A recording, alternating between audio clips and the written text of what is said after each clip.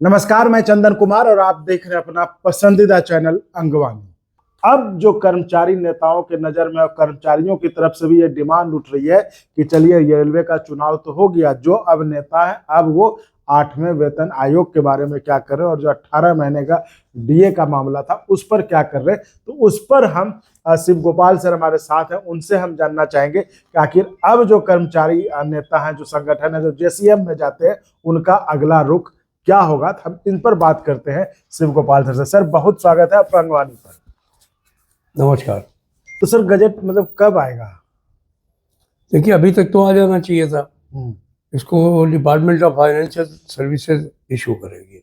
अच्छा, तो आशा है मुझे कि इस हफ्ते 10 दिन के अंदर आ जाना चाहिए। अच्छा, हफ्ते 10 दिन में मतलब उम्मीद है। ओके, तो आगे सर अब तो जो चूंकि रेलवे चुनाव हो गया, क्या अब तो 8वें वेतन आयोग और क्या मतलब आपके सामने अब क्या है आगे का? अब सबसे बड़ा जरूरी तो जो है वो वेतन आयोग ही है, क्योंकि 1 साल बचा है। अगर वेतन आयोग नहीं बनाते हैं तो 1 साल के बाद में हमारी तनख्वाहें कैसे बदलेंगे? तो ये एक बड़ा यक्ष प्रश्न है। तो अभी हम बातचीत कर रहे हैं अधिकारी के स्तर पर, और अपने जो जेसीएम स्टाफ साइड के लोग हैं उनसे भी बातचीत करेंगे कि भाई अगर ये इतना विलम्ब करते हैं तो कैसे काम चलेगा। हालांकि वो ये कह सकते हैं कि हम पे कमीशन चाहे जब बैठाएं, हम आपको 1 जनवरी 26 से देंगे, लेकिन आप विलम्ब क्यों करें? जो काम करना है वो तुरंत करो। और अगर उन्होंने कुछ और सोचा हुआ है बदलने का, वेतनमान बदलने का तरीका, तो जैसे पिछले जो है वो हमारे क्या नाम है कैबिनेट सेक्रेटरी साहब जो है उनके दिमाग में कुछ बातें थी। अच्छा, नमस्कार साथियों, मैं आपके और वीडियो के बीच अचानक से आ गया, इसके लिए तो पहले माफी चाहता हूं, लेकिन बस 2 बात कह के मैं बस तुरंत चला जाऊंगा। आप वीडियो देखते रहें, 1 मिनट से भी कम समय लगेगा। तो साथियों बात यह है, एक तो चैनल को सब्सक्राइब करें, सब्सक्राइब करना बिल्कुल फ्री है, उसमें कोई पैसा नहीं लगता। और आगे आपको लगता है अगर संभव हो तो आप चैनल को ज्वाइन करके चैनल को आगे बढ़ाइए, चैनल को मजबूती प्रदान करिए, चैनल को जो रिसोर्स, जो संसाधनों की जरूरत होती है उसको उससे निपटने में आप चैनल को ज्वाइन करके आप मदद कर सकते हैं। ज्वाइन, एक तो आप चैनल खोलेंगे, वहां पे सब्सक्राइब के बगल में ज्वाइन का ऑप्शन होगा, या फिर डिस्क्रिप्शन में पहला ही लिंक है ज्वाइन। तो आप अपने मन से जितना आपको उचित लगे आप ज्वाइन करके सहयोग कर सकते हैं। तो आइए वीडियो देखते हैं। जो है वो हमारे क्या नाम है कैबिनेट सेक्रेटरी साहब जो है उनके दिमाग में कुछ बातें थी। अच्छा, इनफॉर्मली उन्होंने डिस्कस की थी। तो मैंने उनको ये कहा था कि भाई जो आप बात कर रहे हैं वो हमको आप लिखा पढ़ी में दे दीजिए। अच्छा, हम अपने लोगों से बातचीत करेंगे, क्योंकि हम कोई राजा तो हैं नहीं कि आपने हमको बता दिया हम कहते हैं यस या नो। हमारे साथ भी हमारी पूरी जमात है। नेशनल काउंसिल जेसीएम में डिफेंस सिविलियन के प्रतिनिधि हैं, अकाउंट्स ऑडिट के लोग हैं, कॉन्फेडरेशन के लोग हैं, हमारे जो दूसरे साथी हैं एफआईआर के भी लोग हैं, हम लोग भी हैं। सब लोग मिलकर के बैठेंगे, बातचीत करेंगे।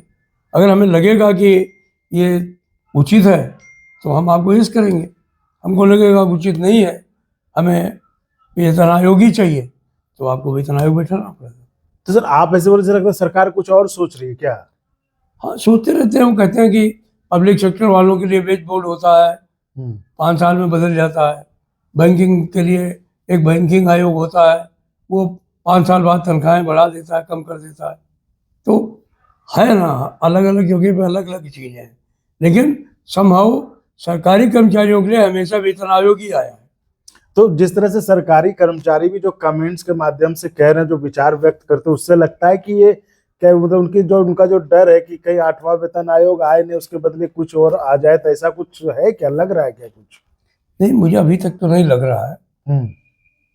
लेकिन अगर कोई तरीका सरकार लाए और जिसमें मुझे लगे या हमारे साथियों को लगे कि ये बेहतर तरीका है वेतन आयोग के बजाय, तो उस पर विचार करने में कोई दो राय नहीं है। ऐसा आप कहते नहीं कुछ भाई हमको 5 साल में अगर हमारे वेतन में बढ़ोतरी हो जाए और जो हम दूसरे भी चीज़ों को, जैसे बैंकिंग वेतन आयोग है या हमारा जो वेज बोर्ड है इन सब चीज़ों को अगर दूसरी जगहों पर इस्तेमाल होता है तो सरकारी कर्मचारी के लिए क्यों नहीं हो सकता।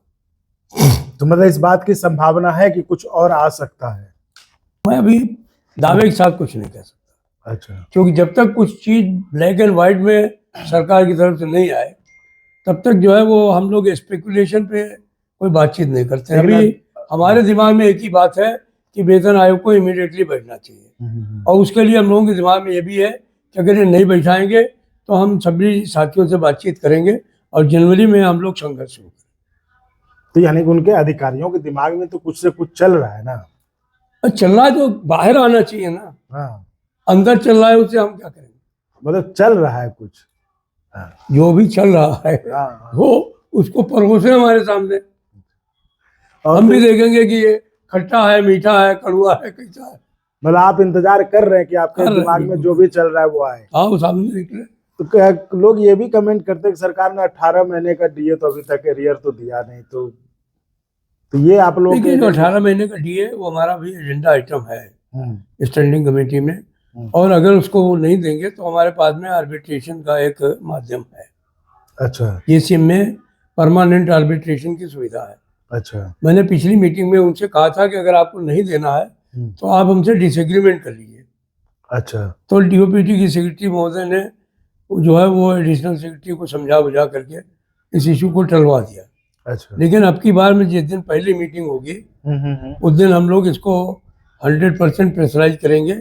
या तो वो यस करेंगे, और यस नहीं करेंगे तो हम डिसएग्रीमेंट रिकॉर्ड करवाएंगे। तो उससे क्या होगा? उससे फायदा ये होगा कि हमको आर्बिट्रेशन मिल जाएगा। अच्छा।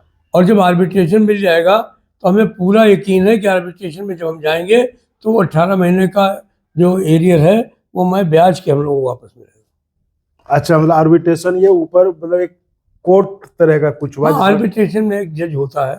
अच्छा। इसके सामने वो भी अपनी बात करते हैं, हम भी अपनी बात करते हैं।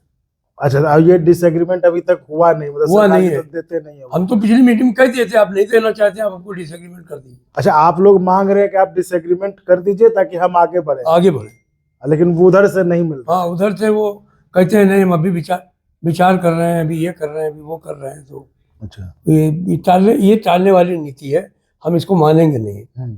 हम अगली मीटिंग जब भी होगी हम इस पर या तो वो हमको दे देंगे, और नहीं दे देंगे तो हम डिसएग्रीमेंट रिकॉर्ड करवाएंगे, और उसके बाद ये आर्बिट्रेशन में उसके बाद में आर्बिट्रेशन के लिए मांग करेंगे। ये अगर क्योंकि वो परमानेंट आर्बिट्रेशन है, उसमें वो मना नहीं कर सकते। अच्छा, तो उसमें आपको उम्मीद है कि वहां पे ये 100% भाई हमारा पैसा, ये तो डिफर्ड वेज है जो हमारा डी है। आप हमसे बिना पूछे हुए आप इसको उड़ा दें, ऐसा नहीं है। हम कोर्ट भी जा सकते हैं इसको लेकर के। अच्छा। लेकिन हमारे पास चूंकि आर्बिट्रेशन की सुविधा है इसलिए हम कोर्ट में नहीं गए। तो ये थी हमारी खास बातचीत AIRF के जनरल सेक्रेटरी शिव गोपाल मिश्रा जी से, जो कह रहे हैं कि अब रेलवे का चुनाव तो निकट गया, लेकिन अब इनके सामने जो मुद्दा है कर्मचारियों का वो 8वां वेतन आयोग है और 18 महीने का DA है, जिसको कि लेकर इस बार जो बैठक होगी उसमें वो कोशिश करेंगे कि सरकार की तरफ से डिसएग्रीमेंट ले ले, ताकि कर्मचारियों का पक्ष आगे आर्बिट्रेशन में जा सके और वहां से उनको जो ये 18 महीने का DA बचा हुआ है उस पर न्याय मिल सके। तो खैर, अब देखते हैं आगे क्या होता है। इसमें जो भी होगा हम आपको अपडेट करते रहेंगे। फिलहाल के लिए इतना ही।